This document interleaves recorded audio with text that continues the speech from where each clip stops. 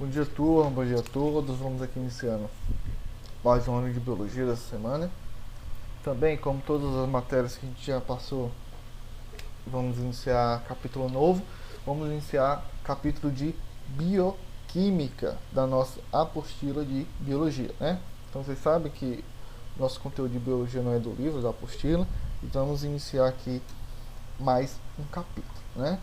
Para começar, pessoal, o que seria a bioquímica?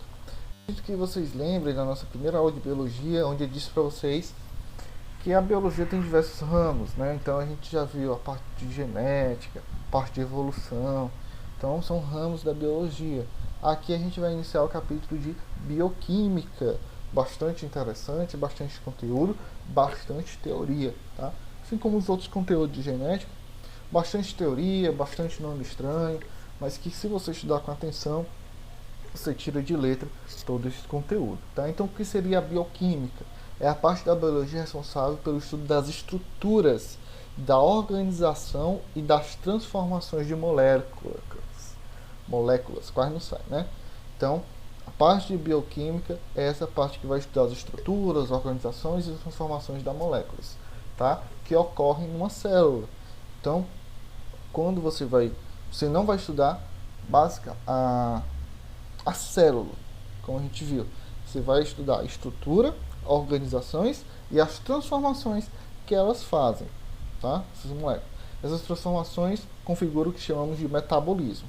Então, basicamente, a gente vai estudar o metabolismo desses organismos em nosso corpo, em nossas células. Então, vamos lá. A gente vai começar a estudar a composição química dessas moléculas, tá? Então, assim, quando a gente fala em composições químicas, a gente está dizendo que vai estudar, analisar quimicamente as moléculas dentro das células. E quando eu falo isso, é apenas dos seres vivos. Basicamente, a gente divide a célula em dois grandes grupos. Os grupos inorgânicos e orgânicos. Também existe uma parte da química, onde a gente é dividido em química orgânica e química inorgânica, tá? Nessa parte de biologia também a gente divide nesses dois grupos. Na aula de hoje a gente vai estudar os componentes inorgânicos e mais adiante a gente estuda os orgânicos. Então, o que seria os elementos inorgânicos, pessoal?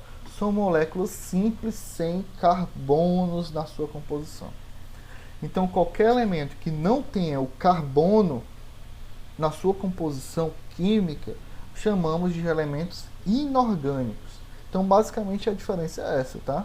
Elementos que não tem carbono são elementos inorgânicos. Elementos que possuem o carbono em sua composição são elementos orgânicos.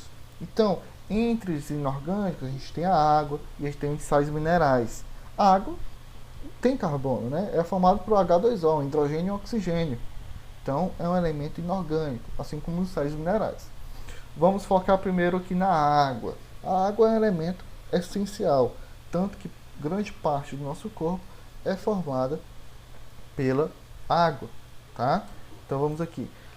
Porém, a água serve muito mais do que apenas de matar nossa sede ou compor parte do nosso corpo, né? Então, as águas nos seres vivos, o que? A importância: participações em reações químicas, né? A água atua em diversas reações químicas dos organismos como reagente e como produto. Vocês sabem que aquela diferença: reagente é os elementos que estão entrando na transformação, o produto é o que se transforma. Então, a água também participa de diversas reações químicas. Atua também como solvente. Então, o que seria um solvente?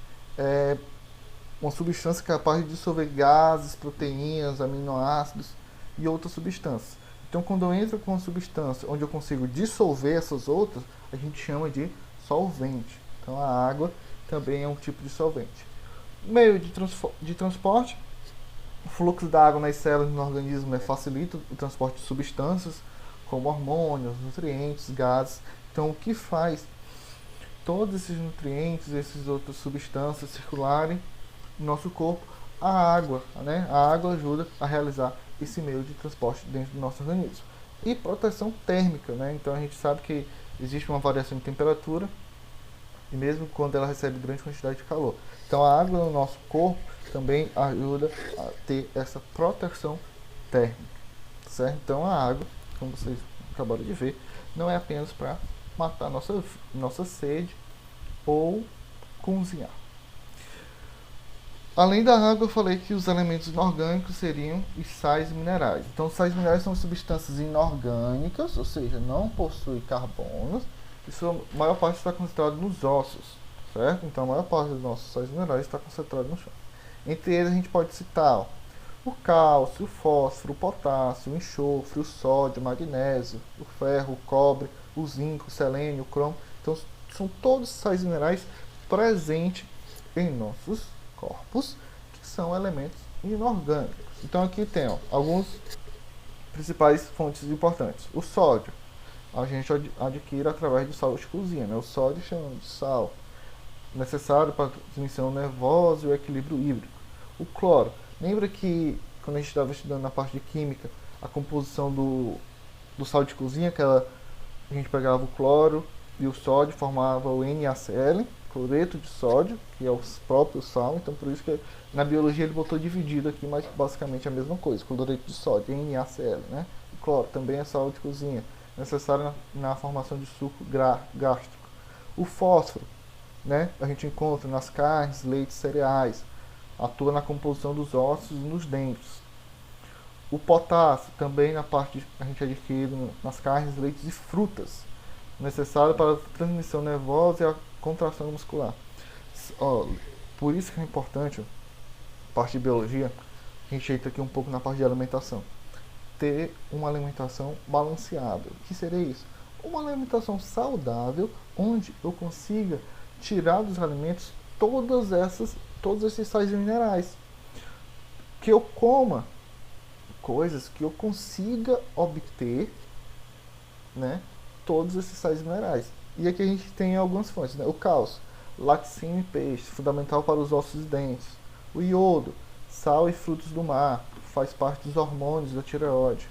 O ferro, carne, cereais, integrais e ovos, faz parte das moléculas de hemoglobina, necessário para o transporte de gases no sangue. O flúor, na água fluoretado, né, necessário para a transformação dos ossos e dos dentes. Esse flúor também a gente acaba encontrando naquelas pastas de dente, né? Se você notar no rótulo, tem lá, com flúor. Então, é uma fonte desse tipo de sais minerais, tá? Então, a aula de hoje, pessoal, a gente termina aqui na parte inorgânica. Na próxima aula, a gente começa aqui na parte dos orgânicos. Mas é de extrema importância que vocês saibam. Os inorgânicos, água e sais minerais. E não confunda sais minerais com outro tipo. Então, sais minerais aqui eu tenho. Aqui eu botei vários exemplos, né? E é importante também que vocês saibam a fonte desses sais e para que eles servem, ok?